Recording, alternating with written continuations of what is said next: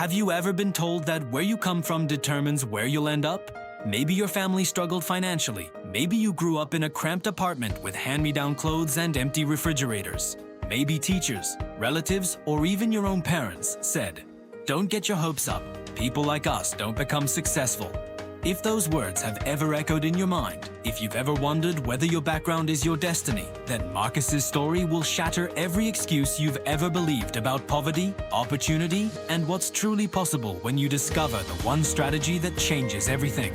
Stay with me until the end, because this isn't just about escaping poverty. It's about understanding the mindset that turns disadvantage into unstoppable advantage. In a rough neighborhood on the south side of Chicago, in a cramped 3-bedroom apartment that housed 7 family members, lived 16-year-old Marcus Johnson. His father, Robert, worked double shifts at a manufacturing plant, earning barely enough to keep the family fed. His mother, Angela, cleaned offices downtown, coming home exhausted with stories of corporate lives she could only dream of experiencing. Marcus shared a bedroom with his 2 younger brothers, sleeping on a mattress on the floor. Their desk was the kitchen table, where he did homework by the light of a single lamp, while his mother prepared the family's simple dinner of instant noodles, canned soup, and generic bread. His school clothes came from thrift stores and donation centers, never quite fitting right, and his sneakers had been repaired with duct tape so many times that more tape than shoe held them together. But what tortured Marcus most wasn't the lack of money, it was the lack of belief. Every adult in his life had accepted their circumstances as permanent. "Be grateful for what you have," they would say. "Education is fine, but don't expect miracles. Find a steady job, work hard, and maybe your children will have it slightly better." The moment that changed Marcus's life forever came on a cold Tuesday afternoon in his sophomore year of high school. His English teacher, Ms. Rodriguez, had assigned the class to write about their future dreams. While his classmates wrote about becoming doctors, lawyers, and engineers, Marcus stared at the blank paper. What dreams could a poor kid from the South Side have? After class, Ms. Rodriguez approached him. "Marcus, you didn't turn in your assignment." "I couldn't think of anything realistic to write about," he said quietly. Ms. Rodriguez sat down beside him. "Marcus, can I tell you something that will either inspire you or terrify you? Your biggest advantage in life isn't what you have, it's what you don't have." Marcus looked at her confused. "Rich kids," she continued, "have safety nets. They can afford to fail because their families will catch them. They can take comfortable risks because they have comfortable backup plans. But you have something more powerful than money. You have hunger." She leaned closer. Hungry people don't just want success, they need it. And that need creates a focus that comfort can never match. The question isn't whether you can succeed. The question is whether you're hungry enough to do what comfortable people won't do. That conversation planted a seed, but the real transformation began 3 months later when Marcus discovered something that would become his one life-changing strategy. Walking home from school one evening, Marcus passed by a small computer repair shop. Through the window, he saw something that stopped him in his tracks. A young man, maybe 20 years old, showing a room full of older adults how to use smartphones and tablets. The young man was clearly teaching, and the adults were paying attention and paying money. Marcus stepped inside and listened. The young man was explaining how to download apps, use social media, and navigate online banking. After the session, Marcus approached him. "Excuse me, how did you learn all this?" The young man, whose name was Tyler, smiled. "I taught myself. Started when I was your age because my family couldn't afford tech classes. Now I teach others what I learned." "And they pay you?" "They do, because what I know, they need to know." That night, Marcus couldn't sleep. He had discovered his strategy, though he didn't yet understand its full power. Learn what others need to know, then teach it to them. The problem was, Marcus's family didn't own a computer, and the local library had limited hours with long waiting lists for computer time. But Marcus had something more valuable than money. He had desperation and creativity. He made a deal with the owner of the computer repair shop. He would sweep floors and organize inventory after school in exchange for access to the computers and internet after closing time. Every day at 5 p.m. after the shop closed, Marcus spent 2 hours learning everything he could about technology, social media, and digital skills. But Marcus's real breakthrough came when he realized that teaching didn't require him to know everything. It only required him to know more than the person he was teaching. After 3 months of daily practice, Marcus knew more about smartphones and social media than most adults in his neighborhood. He started small. He offered to teach his neighbors how to use their phones for $15 per hour. His first student was Mrs. Peterson, an elderly woman who had received an iPhone from her daughter but was afraid to use it. Marcus taught her how to make calls, send texts, and video chat with her grandchildren. Mrs. Peterson was so grateful that she recommended Marcus to her entire church group. But Marcus's strategy evolved beyond just teaching technology. He realized he had discovered a universal principle. Identify a skill that's valuable but not widely known. Learn it faster than others, then teach it to those who need it. When small businesses in his neighborhood struggled with social media marketing, Marcus learned Instagram, Facebook advertising, and basic graphic design, then offered social media for small business workshops. When the pandemic hit and many adults suddenly needed to work from home but didn't know how to use Zoom, Microsoft Teams, or Google Drive, Marcus became the neighborhood's remote work teacher. When online shopping became essential but intimidated older residents, Marcus started teaching safe online shopping classes at the community center. Each skill Marcus mastered opened new opportunities. By age 19, he was earning more from teaching than his father made at the plant.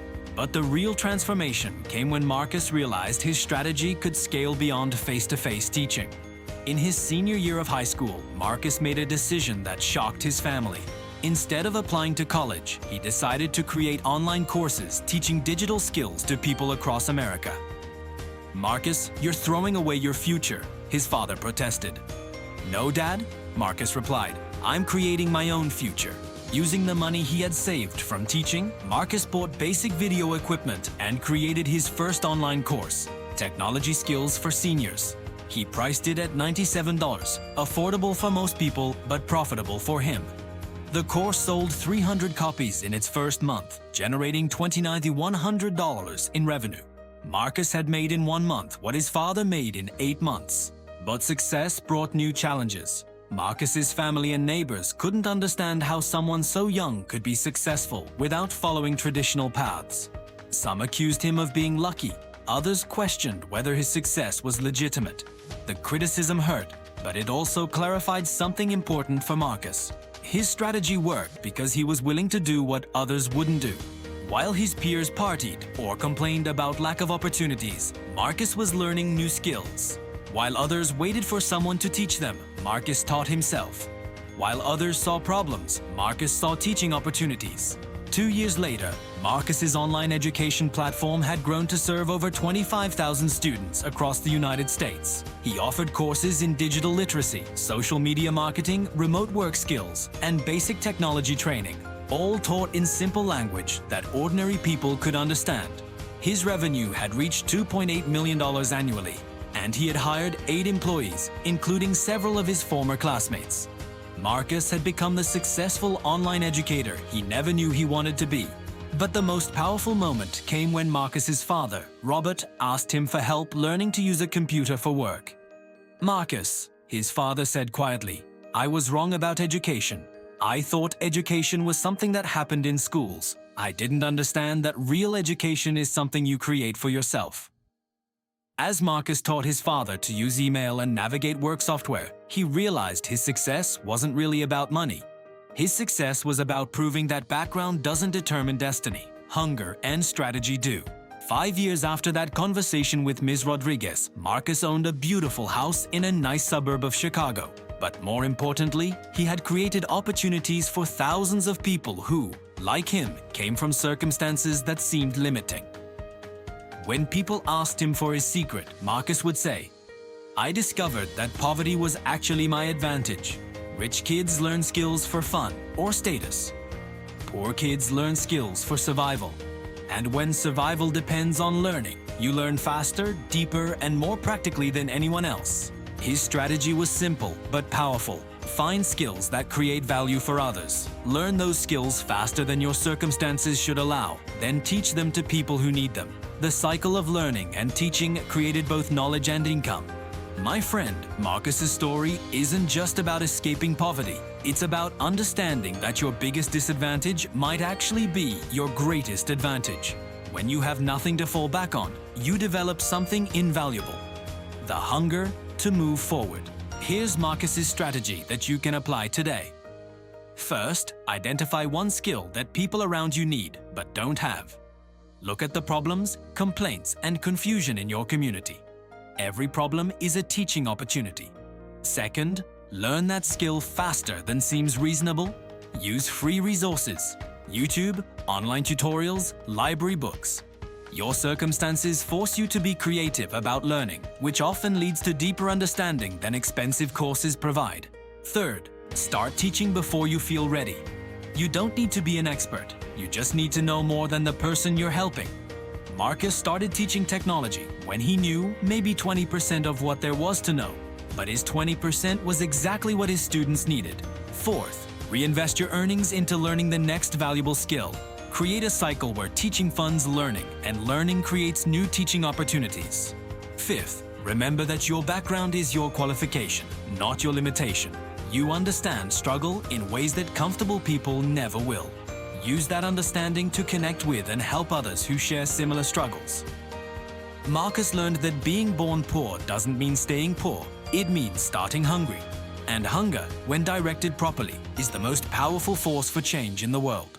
If Marcus's story resonates with you, if you're ready to stop seeing your circumstances as limitations and start seeing them as motivation, share this video. Comment below. What's one skill you could learn this month that others in your community need? Remember what Ms. Rodriguez told Marcus? Your biggest advantage isn't what you have, it's what you don't have. Your hunger is your superpower. Your need is your fuel. Your struggle is your strength. Stop waiting for perfect circumstances. Start learning, start teaching, start building. Your background prepared you for this moment. Now use it.